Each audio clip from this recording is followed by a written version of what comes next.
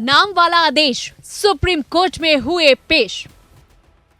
पहचान बताने पर लगी रोक। योगी की पुलिस को झटका, फरमान अटका।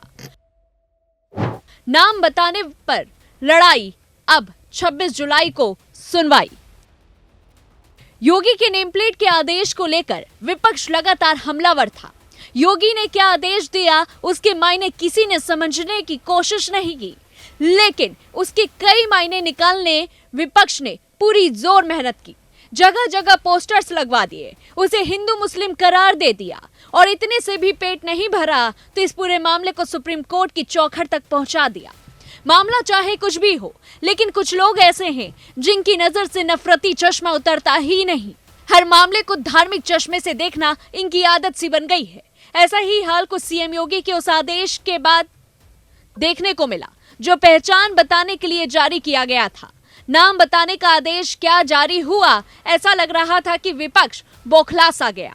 इसे धर्म और राजनीति से जोड़कर रोटियां सेकने का काम कर रहा है।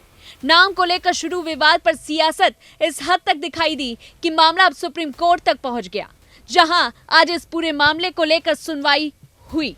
उत्तर प्रदेश में कांवड़ रूट पर नेम प्लेट लगाने के फैसले पर सुप्रीम कोर्ट ने रोक लगा दी है। नेम प्लेट विवाद पर सुप्रीम कोर्ट ने उत्तर प्रदेश, उत्तराखंड, दिल्ली और मध्य प्रदेश सरकार को नोटिस जारी किया और इस पर शुक्रवार तक जवाब देने को कहा। इस पूरे मामले में 26 जुलाई को अगली सुनवाई होगी। सुप्रीम कोर्ट को अंतरिम आदेश के तहत कहा गया है कि दुकानों पर मालिक और कर्मियों पर नाम लिखने का दबाव न डाला जाए। बता दें कि उत्तर प्रदेश सरकार के आदेश को सुप्रीम कोर्ट में NGO association for protection of civil rights की तरफ से चुनौती दी गई थी। अब इस पूरे मामले में जस्टिस ऋषिकेश राय और जस्टिस एसवीएन भट्टी की बेंच ने सुनवाई की। सुप्रीम कोर्ट ने कहा है कि ये प्रेस बयान है या आदेश। सीयू सिंह ने कहा कि यूपी प्रशासन दुकानदारों पर दबाव डाल रहा है कि वो अपने नाम और मोबाइल नंबर डिस्प्ले करे।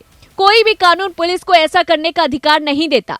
पुलिस के पास केवल ये जांचने का अधिकार है कि किस तरह का खाना परोसा जा रहा है। कर्मचारी या मालिक का नाम अनिवार्य नहीं किया जा सकता।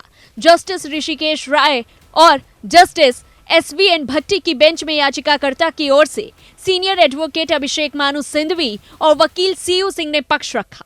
याचिकाकर्ता की तरफ से कहा गया कि यूपी सरकार दुकानदारों पर दबाव डाल रही है कि वो अपने नाम और मोबाइल नंबर डिस्प्ले करे। ये सिर्फ ढाबा तक सीमित नहीं है, रेहड़ी वालों पर भी दबाव बनाया जा रहा है ताकि एक विशेष समुदाय का आर्थिक बहिष्कार किया जा सके। और इस पर सुप्रीम कोर्ट ने कहा कि ये स्वैच्छिक है, ये मैंडेटरी नहीं है। याचिकाकर्ता ने कहा कि ये विक्रेताओं के लिए आर्थिक मौत की तरह है।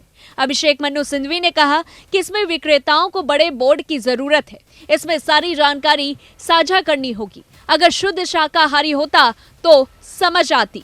इस पर सुप्रीम कोर्ट ने सवाल किया कि क्या सरकार ने इस बारे में कोई औपचारिक आदेश पास किया है। इस पर सिंधवी ने दलील दी कि सरकार इसे अप्रत्यक्ष रूप से इसे लागू कर रही है। पुलिस कमिश्नर ऐसे निर्देश जारी कर रहे हैं। सिंधवी ने कहा कि कांवड़ यात्रा तो सदियों से चली आ रही है, पहले इस तरह की बात नहीं थी।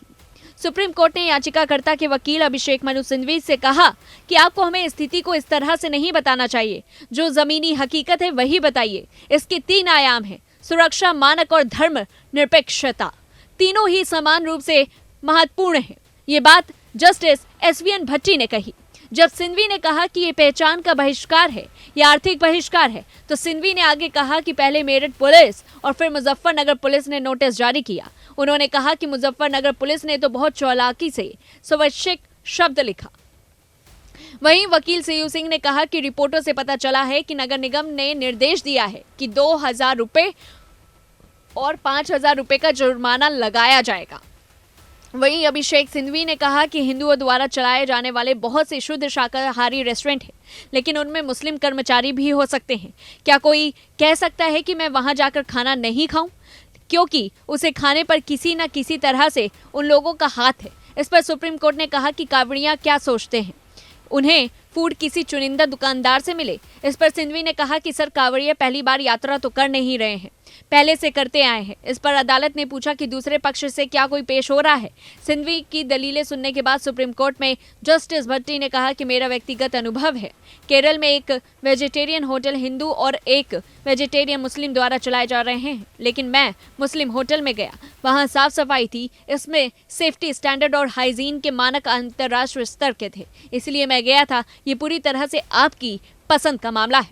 वहीं अब ऐसे में सुप्रीम कोर्ट ने अपना आदेश जारी कर साफ कर दिया है कि 26 जुलाई को अगली सुनवाई होगी। और वहीं सुप्रीम कोर्ट ने अपने फैसले पर साफ कह दिया है कि अभी नेम प्लेट लगाने के फैसले पर पूरी तरह से अभी रोक लगी हुई है। 26 जुलाई को अगली सुनवाई होगी, तब देखते हैं कि क्या कुछ पूरा मामला अख्तियार करता है। इस पूरी रिपोर्ट को लेकर के आपकी क्या कुछ राय है, हमें कमेंट बॉक्स में बताएं। तब तक के लिए देखते रहिए न्यूज़ 1 इंडिया।